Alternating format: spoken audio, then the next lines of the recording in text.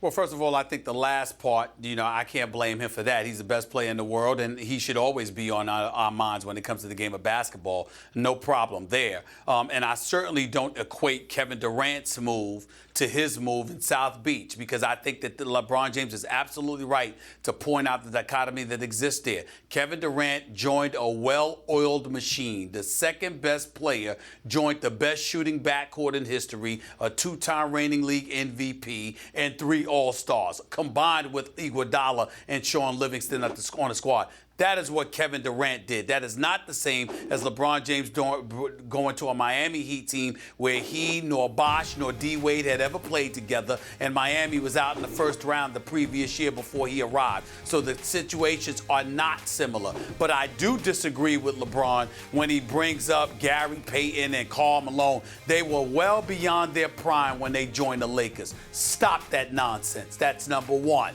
Then he brought up Charles Barkley and Clyde Drexler. Not only was Drexler beyond his prime, even though he was still balling, but Charles Barkley was clearly beyond his prime when they were all on Houston together. That is not the same. LeBron joined Miami in the prime of his career. Kevin Durant joined Golden State in the prime of his career. At the time that LeBron went to Miami, he was number 1 in the world at that particular moment in time. Kevin Durant was number 2 in the world when he joined Golden State last year. Stop that. You know what the difference is? The NBA rules have always been structured in such a way that you can make more money by staying than you can by leaving. So they've incentivized, heavily incentivized, players to stay with their franchises.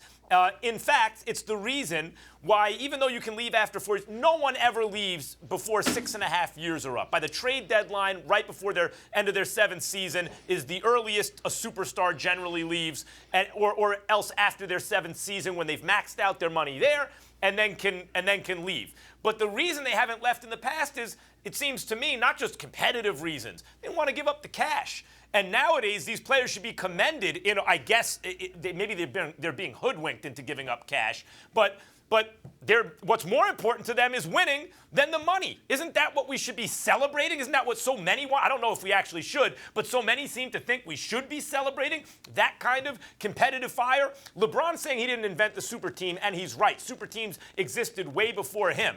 And Moses Malone was still more or less in his prime when he went to the Sixers, though he wasn't a free agent, Stephen A. The difference with LeBron, the Lupe Fiasco line I keep quoting, did you improve on the design? Did you do something new?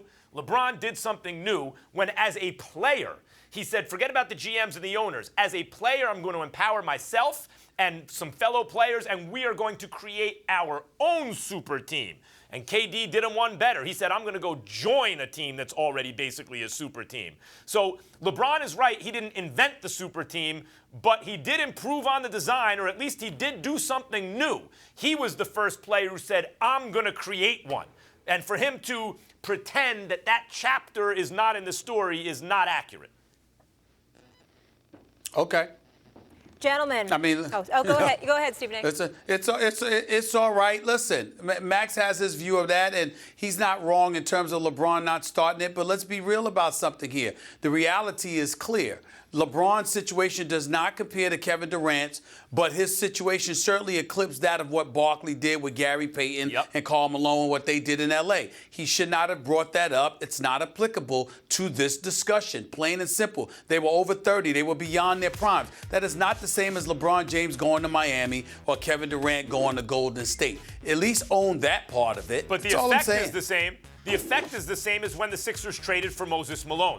Like, that's not Malone's decision in the same way, but the effect is the same. That was a trade, and I understand that that's the teams doing it as opposed to the player. The only reason why we're bringing up the players is because they're the ones out on the floor competing against one another. And if you are one of the best in the world and you're knocking at the door of a champion, to join the champion a month later after losing to them is not something we've ever seen. Now, I apologize to Mama Durant, and I'm not going to get incendiary in any way. I owe that respect to that lovely, wonderful woman that she is. But in terms of what actually happened, let's tell the truth. One of the top 3 players on the planet, as far as I'm concerned, top 2, was knocking at the door of a title.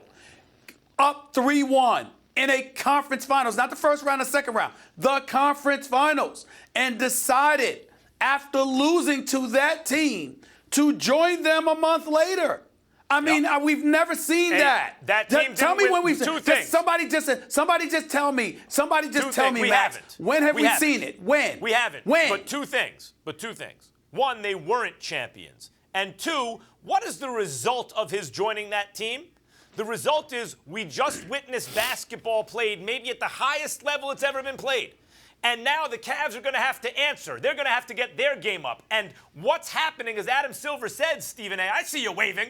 What's happening, as Adam Silver said, is the whole league's got to get its game up, and so the quality of basketball improves. You got a problem with that? Yes, I do. Here's why. Because Adam Silver, mad respect to him, is being a bit disingenuous, because if you remember the rule changes that the NBA implemented facilitated the kind of basketball that Golden State plays, so he would make such a statement because that's the brand of basketball that they want, because it's more attractive to the viewing public, and as a result, they want everybody playing that way, which is not bad, but that's why he said that statement, number one. And number so it's two, effective and popular, this brand of basketball. wait a minute. And remember, I went back and I said they were knocking at the door of a champion. You said they weren't. They were at the time that they were playing Kevin Durant. The Warriors were the champions at that moment. They lost after that. They weren't the champions at the end of the season. All right, guys. But they won. They were champions right then when he lost to them.